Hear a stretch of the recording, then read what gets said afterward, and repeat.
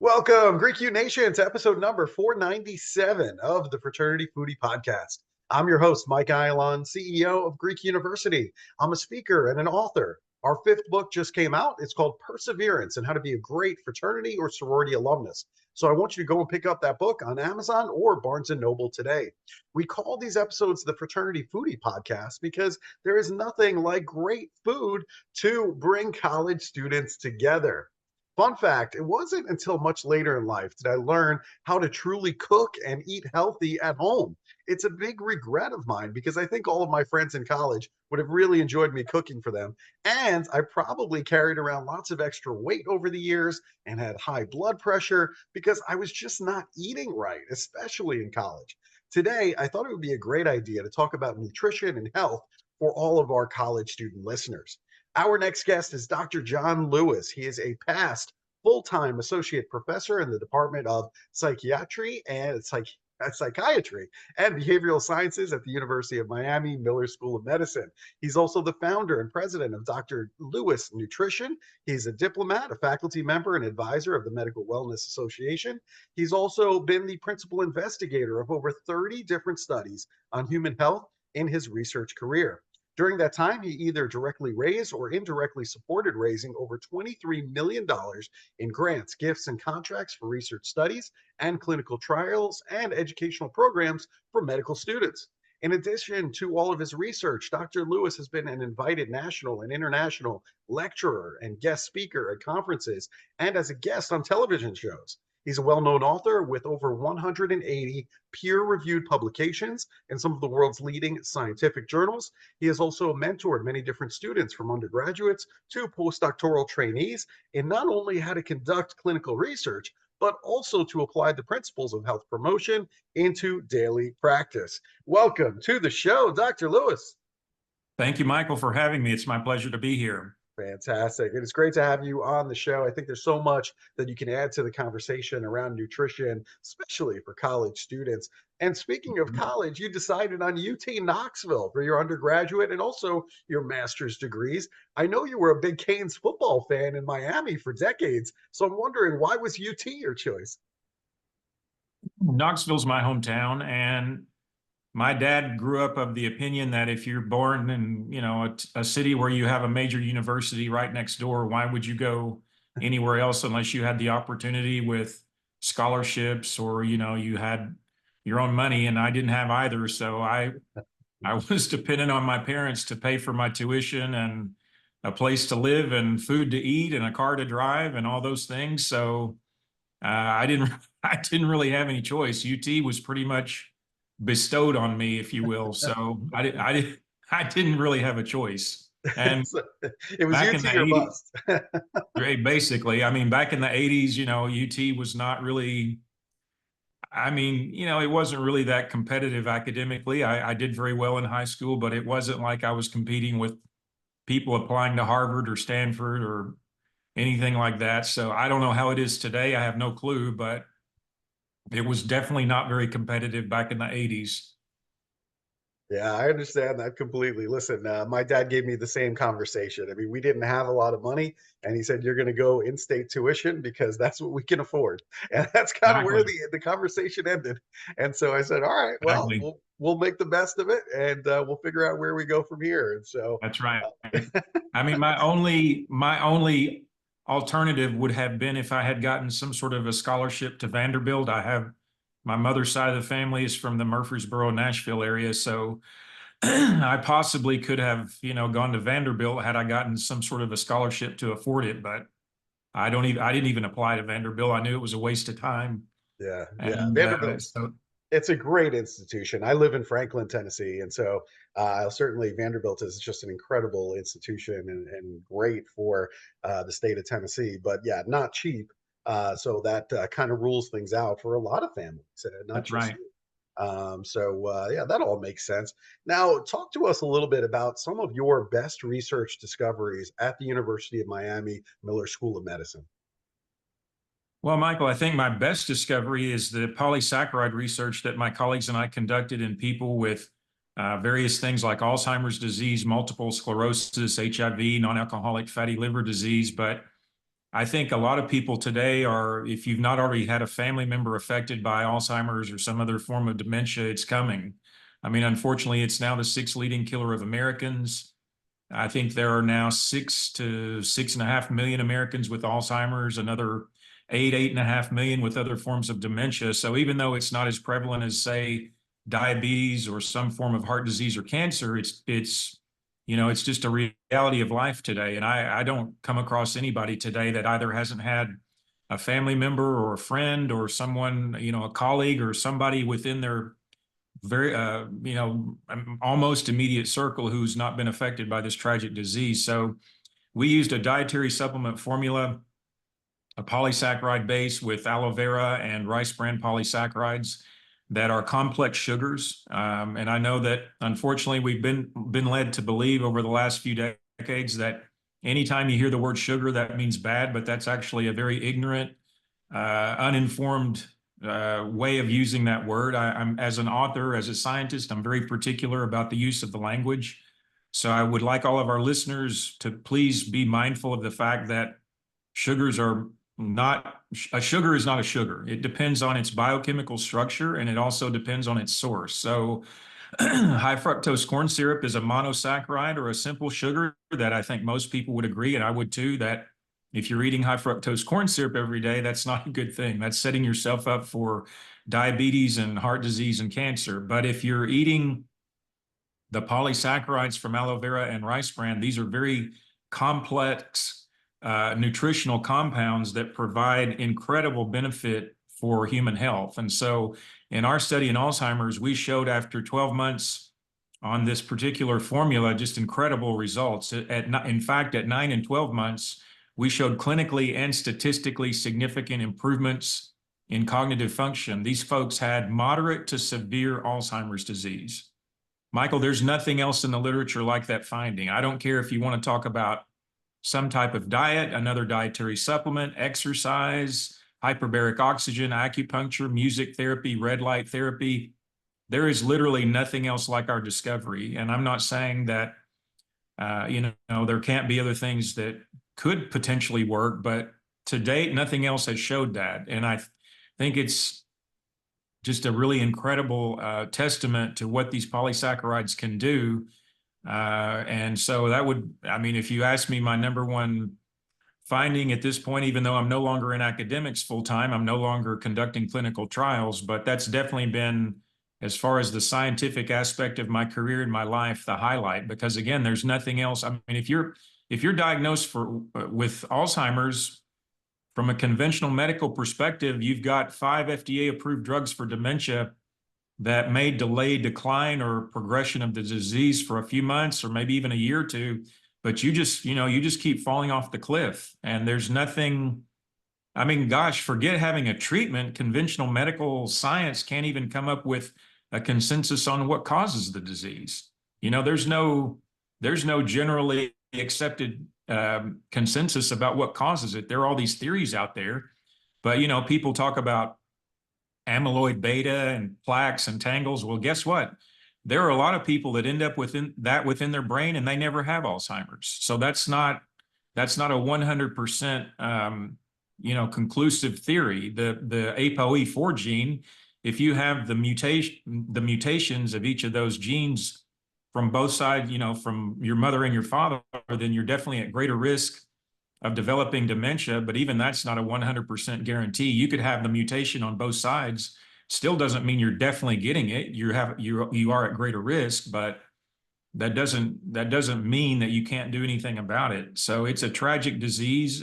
Again, we're spending, from a societal perspective, we're spending billions of money on all of this drug research, which in my opinion is a waste of money for the most part. Drugs have never cured any chronic disease, and they're never going to. This is all about behavior and prevention. And so this is where, as a society, we've completely lost focus. We're so dominated by the big pharma, tentacles that are so incestuously wrapped around the FDA and other parts of our government that we have completely lost sight of prevention, which comes down to eating well. And I know that's a very debatable, argumentative comment too. But I mean, look at the input or the emphasis that we put on chronic disease in terms of treating it versus preventing it. And we're completely lacking on the prevention side. We don't have any emphasis in prevention. I mean, I don't know about you. Before I went to UT for higher education, I went to public school in Knoxville from 1st to 12th grade, and I didn't have any other than like a poster. I'll always remember this poster in my 2nd grade homeroom of this cow, and it was basically dairy industry propaganda. There's no justification for humans consuming cow's breast fluid, but yet I remember very distinctly this poster in my 2nd grade homeroom of this cow, and she had a smile on her face, and it's this flowery, feel-good kind of a message about if you don't drink milk and eat cheese, you'll have no teeth, your hair will fall out, and your bones will fall apart. I mean, it's just basically dairy industry propaganda nonsense. And I won't go any farther with my language for respect for the audience of your show. But I mean, if you just look at, and don't take my word for it, go to PubMed yourself and your listeners, pubmed.gov. That's the National Library of Medicine's website for everything that's indexed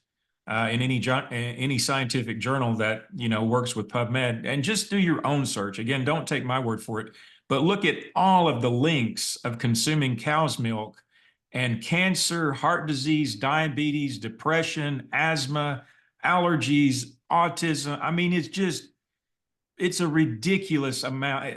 Thousands of articles have been published about the risks of consuming cow's breast fluid and all these different diseases. It's the diametrically opposed opposite position or statement or point that the dairy industry has all propagandized us about for the last whatever century, basically. And it's such a component of public school so-called nutrition education. It's not nutrition education. It's propaganda information from an industry to make sure that they continue making money. It has nothing to do with health. It's all about the profit motive. It has nothing to do with individual or public health. And so that's just one example of, and I'm sorry, I'm getting on a tangent here. I know you have other questions you would like to get to, but I'm kind of now getting up on my soapbox, as you may tell, and so I would like for everyone out there. I mean, do your own research about the risks involved with continuing to drink your milk or eat your cheese or your yogurt or your ice cream every day, because you're not promoting your health. You're actually destroying it. Ooh, so interesting about the messages that we receive. And I'm sure I've seen several of those posters over the years in classrooms. It's Yes, amazing how it has infiltrated society, and even just the marketing campaigns, right? Does a body good and all incredible. of these things. It's incredible when you think about it, and how those tentacles and how far they go. That's right. It's Just incredible. incredible. We'll talk a little bit more about these chronic diseases that are linked to poor nutrition and other things that I would just consider modifiable habits. Well, the one thing you didn't mention in my bio is that I've been eating a plant-based diet for the last 27 years. So that is definitely something that, you're not, I mean, I'm looking at all these people that are promoting this carnivore movement over the last few years. To me, I find that completely preposterous. There's no justification whatsoever for human beings to only eat meat. That is the most preposterous thing in nutrition today. That is absolutely ridiculous for a whole host of reasons. But if you look at, again, just take your pick: diabetes, cancer, heart disease. I mean, I think cancer is a very obvious and easy one. Go back to 2015 when the WHO may have still had a little bit of credibility. I don't think it has any right now.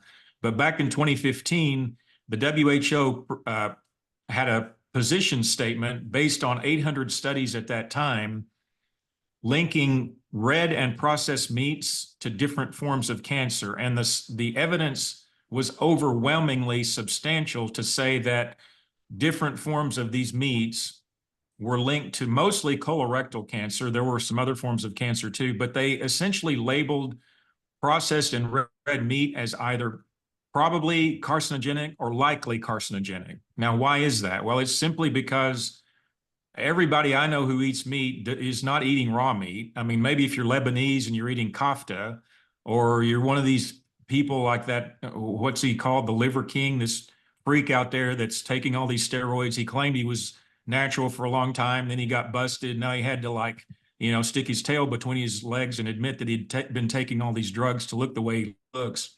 But yet you see these videos of him eating all this raw meat and stuff, raw eggs, whatever. But anyway, when everybody else cooks their meat, you are creating carcinogenic material.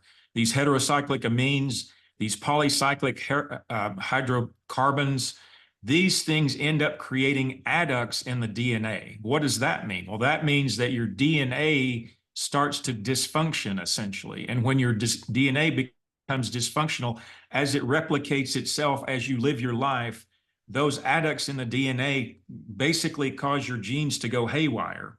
And ultimately that causes the cells to replicate poorly. And then those cells become much more at greater risk of becoming something like carcinogenic. So this is, kind of a very helicopter view, if you will, of what's going on at the cellular level. But you can continue dumping all of this material into the system, and it doesn't really, you don't have to be a rocket scientist to understand. You're putting all this carcinogenic potential material into your colon, which is where it goes. Obviously, everything goes there, but especially for these materials that become carcinogenic, they're essentially like smoking cigarettes.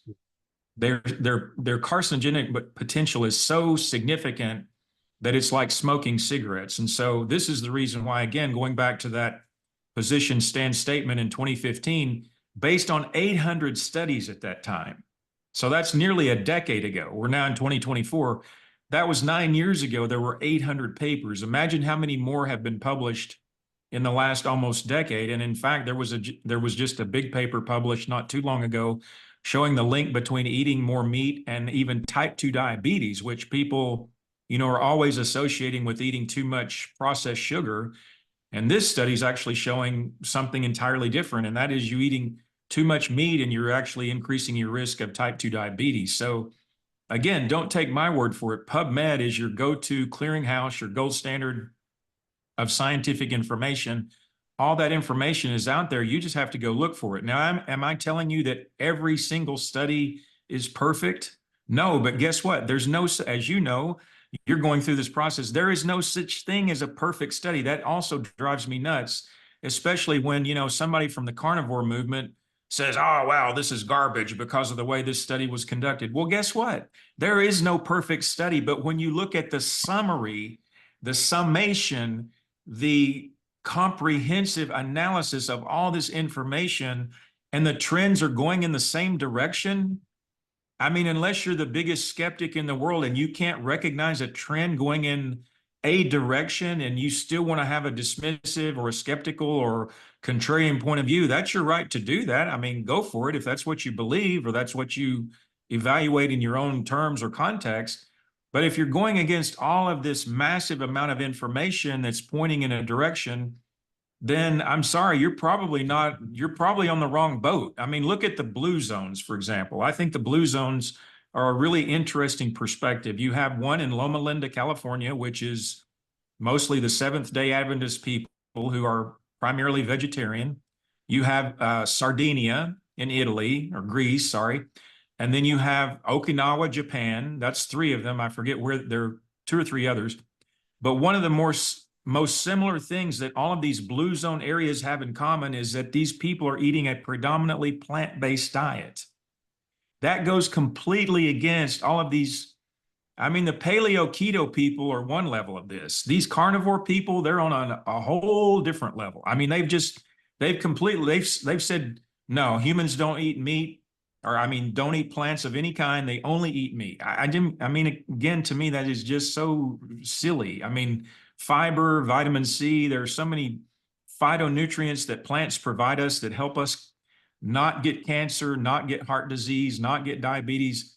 You don't get that stuff from muscle tissue from a cow or a pig or a chicken. I'm sorry, you don't.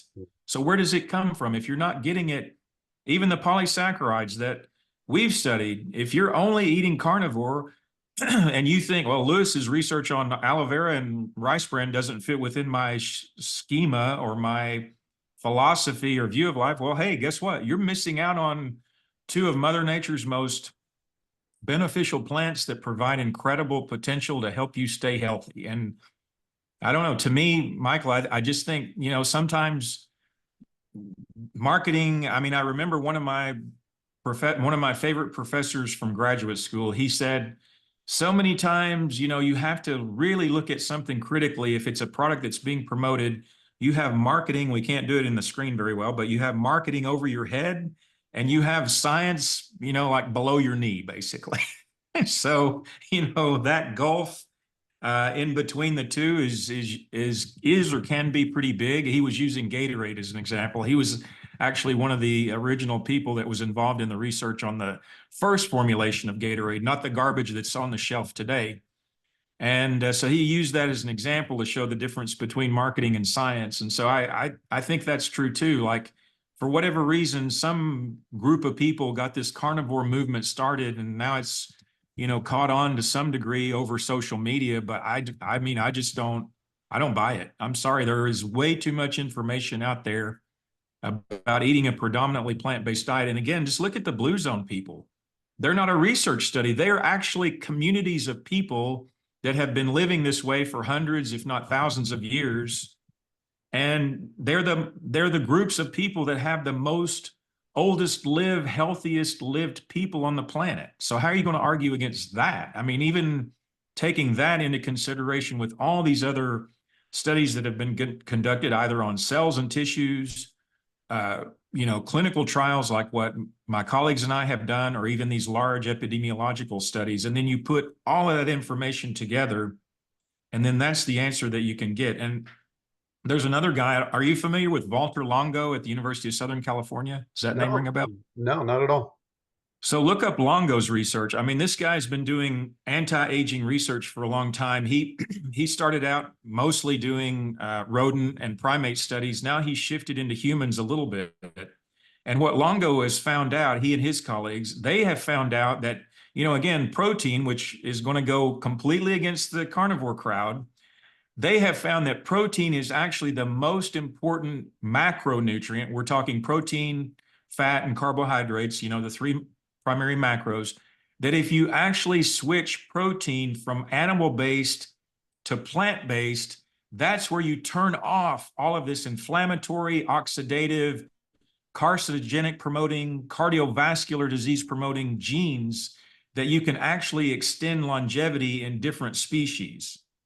Completely different from the carnivore crowd's anthem or philosophy. I don't even know what it is. It's not based on that much science. It really isn't. I mean, there just have not been that many studies conducted yet to show that there's some significant value in eating just meat for even a year. Forget 5 or 10 years. Just show me one clinical trial or one relatively well done study on this carnivore diet for even just 6 months, 30 days. Give me, you know, show me something. I mean, this is all just a lot of theory at this point.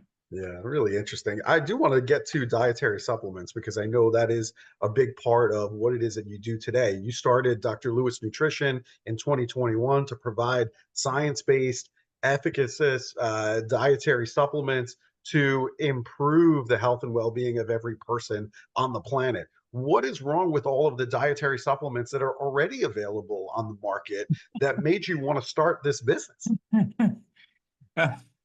What a great question.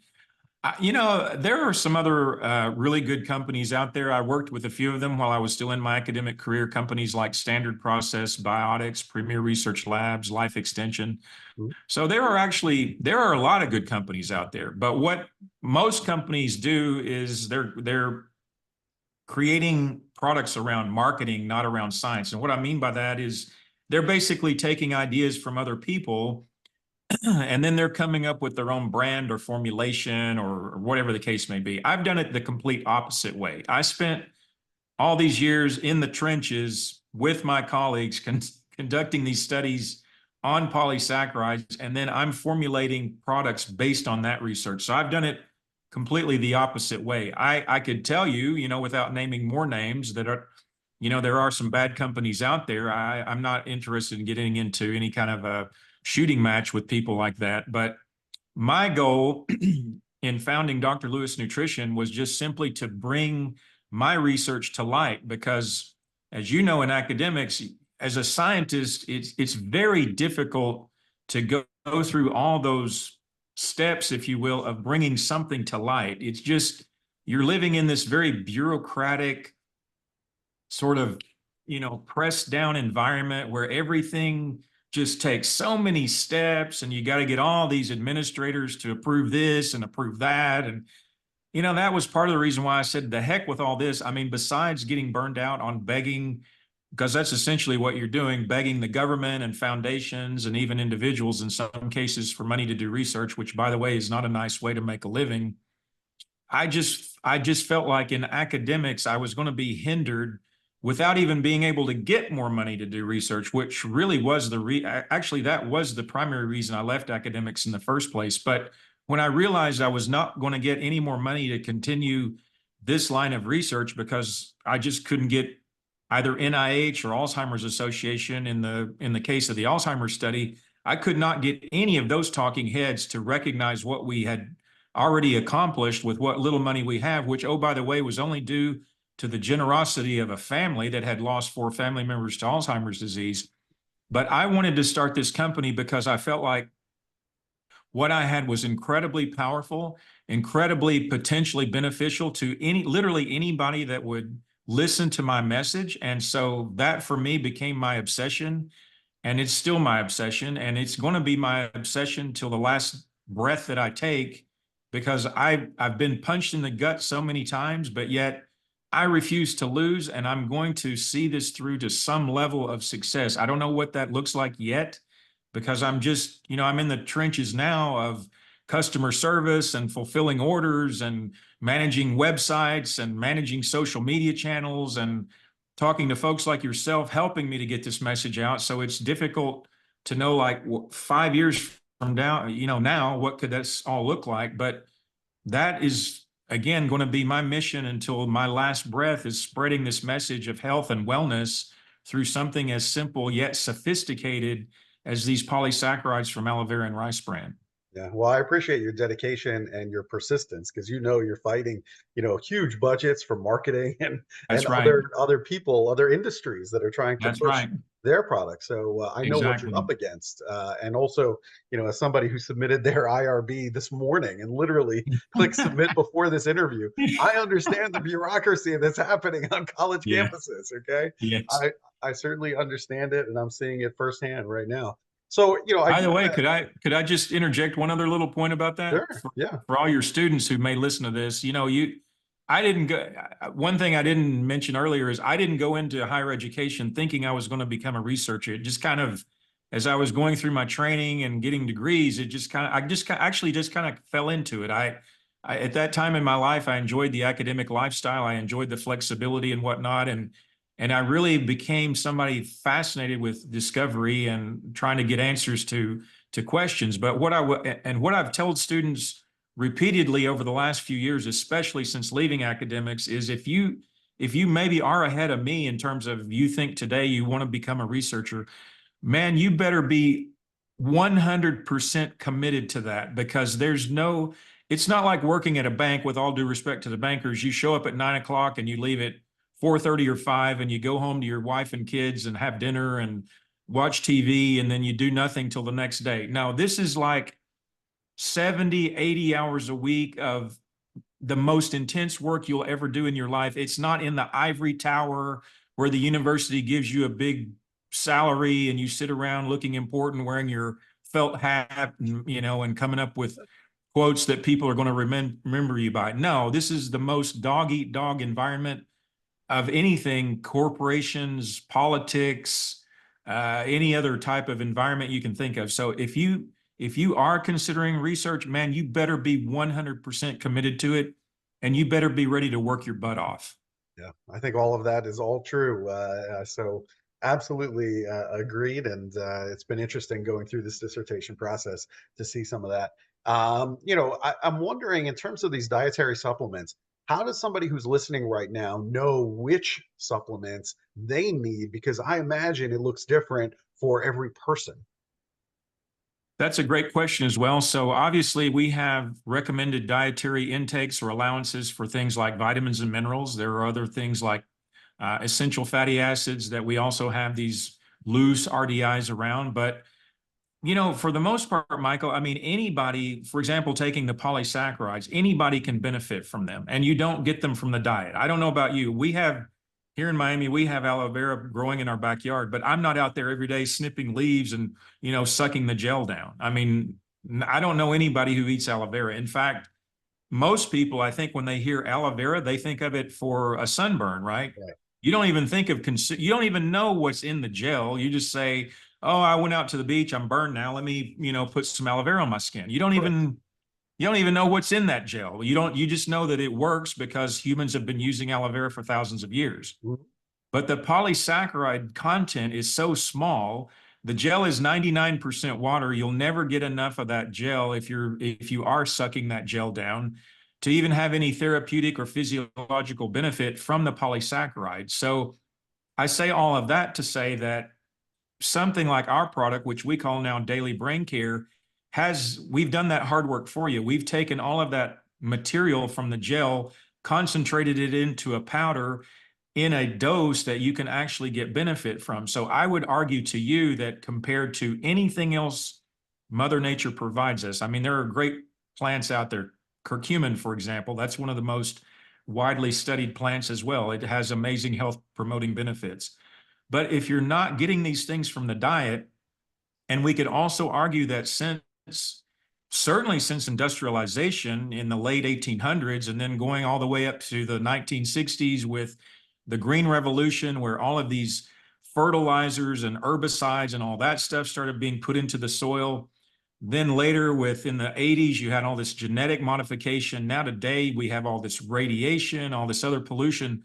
All of these things have created less nutritious food for us. So even if you think, again, depending on your philosophy or your diet style, even if you think you're eating an optimal or perfect diet, I would argue to you that we are not getting the same level of nutrition as our ancestors from 100 years ago. It's just not there anymore. So dietary supplements can help to make up, let's call them, some of those gaps or some of those deficits. And so for me, they're very important. Take vitamin D, for example. Again, I live in Miami. It's sunny here all the time. I can get outside every day for 15, 20 minutes, 365 days a year. Almost every day I can get some sunshine. And I have a very high level of vitamin D. I check it at least once a year. But 70% of Americans are either insufficient or deficient in vitamin D. We now know that it interacts with over 4,500 of our genes, and it's only going to keep growing in number. That's just because of, how much research has been done to this point. So out of our 30-something thousand, 40-something thousand genes, vitamin D is interrelated in the metabolic pathways of those genetic expressions in over 4,500 of them to date. It's way more than just bone health. Vitamin D is important for every single major organ system. So if you are insufficient or deficient in vitamin D, you're putting yourself at risk. Forget osteoporosis. Again, that's just one thing. Cancer, neurodegeneration, heart disease, all these other things. You are putting yourself at risk if your vitamin D level is not where it should be. So I would tell everybody, especially those of you not, and again, we've had, I think, one of the public health messages around sun exposure went too far. Like we scared the crap out of people about getting melanoma. Now people are afraid to even get any sun exposure. They went too far. So in this, perspective of not getting burned and getting at risk for melanoma, now you're vitamin D deficient. Well, that's even worse, because now forget melanoma. Now you've got all these other types of cancers you're at greater risk for because your vitamin D is too low. The UVB radiation from sunlight is where the body best converts into vitamin D. But if you're not getting that, vitamin D is a very inexpensive supplement. You take your 4,000 units per day and get your level up to at least 50, maybe 60, something in that range. Some people argue that it should even be higher than that. Mine's usually around 60 as an example. But again, I would tell you that almost everybody, especially anyone past middle age, you've already been exposed to so much pollution in the world. You probably haven't eaten well. You mentioned, weight earlier in our conversation. I mean, we've now got 75% of Americans who are either overweight or obese. Are you kidding me? We have all of these major problems. People need nutritional support. That is going to be the way to get people back to health, not injecting Ozempic and all this other crazy stuff that you see floating around on TV and in the media today. We've got to get back to proper nutrition. And in my opinion, in my view of all the work that I've done, not just on a professional level, but personally in my own experimentation of what I use and how I approach health, dietary supplementation is just as important as everything else. And it's a big part of your overall nutrition. You can't supplement your way to good health, meaning that you can take the best supplements in the world, but if you're eating at McDonald's every day, you're lost. You're not doing it. You've got to eat a good diet and then supplement with some of these other things that go along with that, with your dietary supplements, plus your exercise, plus getting your sleep, managing your stress, not using tobacco. I mean, if you're smoking today, what? Why in the world would you smoke today with all the information about, what smoking does to you? Why in God's name would you smoke today? Yeah. What is wrong with you if you're smoking? Yeah, you just Even alcohol, people think having a glass of red wine with their dinner every night is healthy. No, it's not. Look at all the research, especially for you ladies. Even just a little bit of drinking alcohol on a regular basis will increase your risk of breast cancer. You can get if you think red wine is your resveratrol treatment, my goodness, eat your grapes and your fruits and your veggies. You'll get way more resveratrol than that glass of red wine will ever give you. That's another fallacy of marketing and propaganda. People think that, oh, I can only get resveratrol from drinking red wine. That is absolute bogus. There are practically every fruit and vegetable have some level of resveratrol in them. It doesn't just come from red wine, folks. So don't be misled by that nonsense either. Yeah, let's talk about that a little bit more too. I mean, you're mentioning fruits and vegetables. What's in your whole food, plant-based diet that you've been eating for over 27 years? Gosh, I eat everything, Michael. I mean, the only thing that I really don't like to eat is asparagus.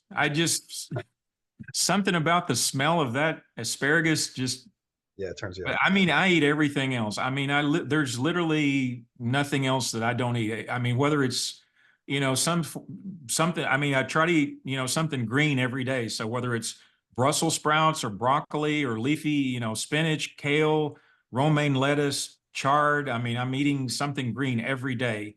And then any other, typical vegetable that you would think of, carrots, celery, lettuce, tomato, or actually fruit, tomatoes are fruit, but, all of those things. I eat a lot of beans. I eat brown rice almost every day. I eat tofu several days a week. I eat a lot of fruits. We've got mango trees and an avocado tree in our yard here in Miami. Mango fanatic. There's actually a phytochemical discovered in mangoes not too long ago that's incredibly anti-carcinogenic. And again, just, all the typical fruits that an American would eat. I mean, I enjoy all of those. And I've made a smoothie. Actually, I took a break from it for about a year. I was doing some experimentation last year with intermittent fasting, and I ultimately discovered that it made me actually lose too much weight. I didn't like it. But it took me out of the habit of eating my smoothie the first thing in the morning. Up until last January, I probably had a smoothie first thing in the morning, gosh, nearly 25 years every day, unless I was traveling and I didn't have my blender. But I mean, I had been the biggest smoothie eater of probably anybody that you'd know. But I took a break from that for almost a year. Again, I was doing this because people were asking me a lot about my experience with intermittent fasting, and I really hadn't had much experience. So I said, well, people keep asking me about this, so I'm going to do it on myself. And I didn't really have anything happen up until about 6 months. Like my weight was still pretty much the same. And then all of a sudden at about that 6 month mark, man, my weight just like immediately dropped like 10 pounds. Some metabolic switch flipped, I guess. And I felt weaker, and I was like, okay, I'm done with this. Like I I don't enjoy this anymore. But in my smoothie, I would put something like either water or almond milk as my base, and then something green, and then a protein powder like Orgain. I like Orgain products. I think they're a really nice company. As the name suggests, everything's organic in their ingredients. Um, and then a different blend of nuts and seeds. So something like flaxseed, Brazil nuts, chia seed, pumpkin seed, walnuts, pecans, rotating, those very frequently. Put in a little bit of cinnamon, wheatgrass, moringa leaf powder, and then a different variety of different fruits. So banana, blueberry, strawberry, mango, dragon fruit, acai, maybe occasionally some pineapple, although pineapple mix is a little bit funny with it. But put that in the Vitamix, and definitely get yourself a Vitamix. I mean, you can't handle all of that really dense material in a Sunbeam or an Oster. Those are just too weak. You really need either a Vitamix or a Blendtec or something, a higher quality blender. But again, that's been one of my go-to meals for, gosh, it's hard to believe, a quarter century now. And again, then just a variety of other nuts, seeds, grains, vegetables, and fruits. Love it. Really, really helpful. Those. Thank you for sharing all of that great information. Now, I do Absolutely. love good food here at the Fraternity Foodie Podcast. And I'm sure you prepare a lot of this stuff on your own. Are there any Yes, healthy eating restaurants in Miami that you would recommend the next time I'm in town? definitely. There's a chain called Planta, Okay. and they have two locations in Miami. I think they started in New York, and they have one in Coconut Grove and then one in Miami Beach.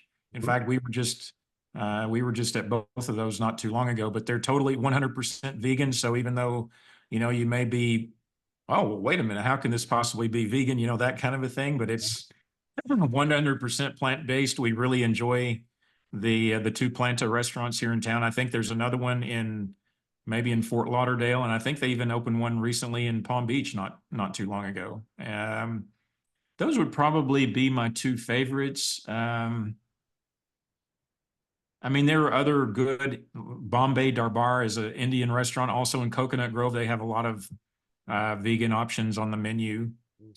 But to your point, I mean, quite frankly, we really don't go out and eat a lot. I mean, we do it as an occasional break, but I'm the kind of weirdo that enjoys cooking. Like I enjoy going to the grocery store, buying my food, seeing what I'm buying, looking at, if it is something in a package, reading the label, and then coming home and making food for my family. I mean, I really, I take that time because I believe truly in the value of health requires time. You can't shortchange your approach to health. It doesn't, it's like saying, well, I'm not going to work out for 30 minutes. I'm only going to do it for 8. Well, 8's better than 0, but still, that's not meeting the generally accepted threshold of the amount of time that you need to put into it to really make a difference in terms of your health status. So, same thing with our food. I mean, and we do actually have a subscription to Green Chef. I don't know if you've ever used that or checked it out, but they actually send you like meals that are not prepared. They have all the ingredients and the recipe. So they have everything in the meal then or in the bag, and then you prepare it yourself, which again kind of takes a little bit of the effort out of it for me. But in addition to the Green Chef meals, we again go grocery shopping every week, and we buy the other things that we supplement along with those meals. And so yeah, I really enjoy the value of cooking. And actually I have since I was a little kid. I can remember both of my grandmothers and a couple of aunts that, were, I mean, these were, older Southern women who you went to their home, and if you didn't eat, you could have just eaten. But if you went to so-and-so's home and you didn't have something that she had made for breakfast, lunch, dinner, whatever that day, and you didn't take something off of her table, she literally was insulted. And, though, I mean, you being in Tennessee, you know exactly what I'm talking about, although I don't think a lot of those people are still around anymore. A lot of them, unfortunately, have passed on, but those were the kind of people in my family growing up where, oh, we're going to Aunt Barbara's house. And,